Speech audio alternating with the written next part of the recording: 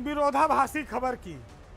खबर यह कि कुछ लोग ऐसे हैं कि जिनके सितारे इतने चमक रहे हैं कि उनकी चमक एक दो नहीं विभिन्न पदों तक फैली है, बड़े बड़े पदों तक फैली है।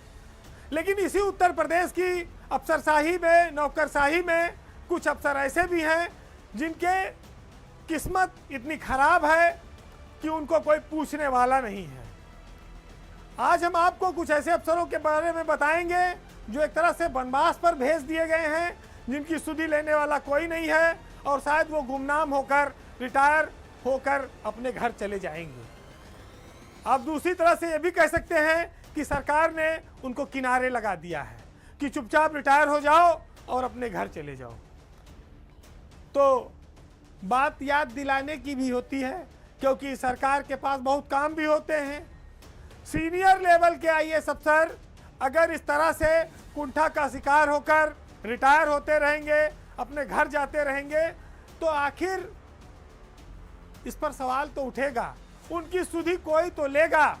सरकार के सामने ये तस्वीर कोई तो रखेगा कि जिनको आपने डंपिंग यार्ड में डालकर छोड़ दिया है, जिनको आप भूल गए हैं, जिनका करियर अब खत्म होने वाला है, ये अफसर इतने भेदभाव के शिकार हैं कि शायद अपनी नज़रों में भी गिर गए हो, परेशान हो।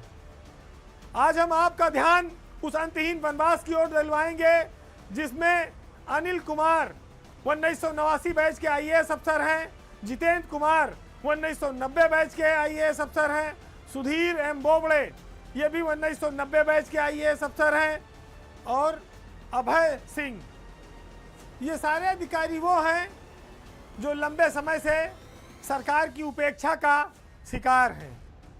अगर आप नज़र डालें तो अनिल कुमार पिछले 4 साल से ज़्यादा समय से उत्तर प्रदेश के होमगार्ड विभाग में एसीएस के पद पर तैनात हैं। हालांकि उनका रिटायरमेंट अभी 2 साल बचा है, 2026 में वो रिटायर होंगे, लेकिन 4-5 साल से प्रमुख सचिवों को, अपर मुख्य सचिवों को महत्वहीन विभागों में डालकर एक तरह से सजा दी जाती है। जितेंद्र कुमार को ऐसी सजा दी गई कि उनका कैरियर दोबारा पटरी पर लौट ही नहीं पाया। जितेंद्र कुमार पिछले 3 साल से भाषा विभाग में तैनात हैं। उसके पहले भी थोड़े समय के लिए वो मुख्यधारा में आए थे और फिर वापस लौट गए। तो करीब 6 साल का एक लंबा समय जितेंद्र कुमार के कैरियर में हो गया। सरकार की नाराजगी उनसे खत्म नहीं हुई। अब जून में अगले साल 25 में उनका रिटायरमेंट है, यानी कि उनकी नौकरी अब 11 महीने ही बची है।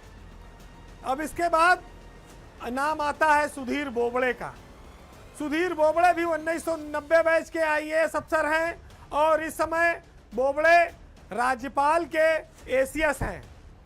राज्यपाल के साथ रहने से पहले सुधीर बोबड़े राजस्व परिषद में करीब 4 साल गुजार चुके हैं, यानी नौकरी के आखिरी दौर में जीवन बर्बाद हो गया। अभय बुलंदशहर के डीएम थे योगी की पिछली सरकार में, पिछले 4 साल से वो किनारे हैं। हालांकि विशेष सचिव से सचिव रैंक में उनका प्रमोशन हुआ, लेकिन उनको एक महत्वहीन विभाग में डाला हुआ है। यहाँ तमाम आरोप लगते हैं भ्रष्टाचार के लोगों पर। जिले से डीएम हटाए जाते हैं, अगले दिन कोई बड़ा जिले डीएम बना दिए जाते हैं, किसी बड़े कारपोरेशन में एमडी बना दिए जाते हैं। उनके अंदर कौन सी खूबी है? और कुछ लोगों की सजा इतनी लंबी है कि वो ख़त्म होने का नाम ही नहीं ले रही है। आखिर ये अंतर क्यों है? ये वेटिंग का दौर ख़त्म क्यों नहीं हो रहा है?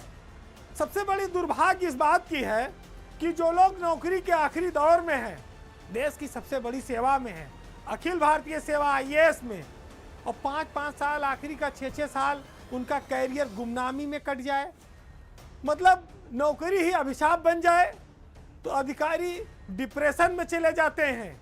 लोगों को ये बात जाननी पड़ेगी कि उनका परिवार, उनका जीवन किस तरह से गुजर रहा है, और क्या खाली सरकार की उदासीनता इसके लिए जिम्मेदार है, या सरकार में बैठे अफसर कुछ उनको मुख्यधारा में आने नहीं देना चाहते। ये सब तिकड़मबाजी का खेल हायर लेवल पर भी खूब चलता है, अपने अफसरों के लिए लंगड़ीबाजी करने का। और उसी लंगड़ीबाजी के शिकार ये तस्वीरें हैं जो आपके सामने दिख रही हैं। तो ऐसा नहीं है कि बहुत बड़े साहब हैं, बहुत बड़े अफसर हैं, उनकी ज़िंदगी में सब अच्छा है। उनके दिल से पूछिए उनका दर्द क्या है। जो आम आदमी हम आप सोचते हैं उससे ज़्यादा वो पीड़ित हैं। तो इतनी बड़ी नौकरी में आखिरी दौर में जो चीफ सेक्रेटरी तक बनने का ख्वाब रखते हो, वो एक ऐसे विभाग में डाल दिया जाए जो सज़ा के तौर पर हो, उनका कैरियर अंधेरे में ख़त्म हो जाएगा, गुमनामी में ख़त्म हो जाएगा। और मैंने कहा ना कि मानसिक अवसाद भी बहुत सारे अफसरों को इसीलिए होता है। अब ये बात अलग है भाई कि हमारा अच्छा है, उच्च पद पर बैठे हैं, बड़े पद पर, तो सबका अच्छा होगा, यानी कि आपका पेट भरा है तो सब, आपके नज़र में हरियाली है तो सबके जीवन में हरा भरा है। ऐसा नहीं है, असमानता है, परेशानी है, लोग परेशान हैं, उनकी कोई सुधि नहीं ले रहा।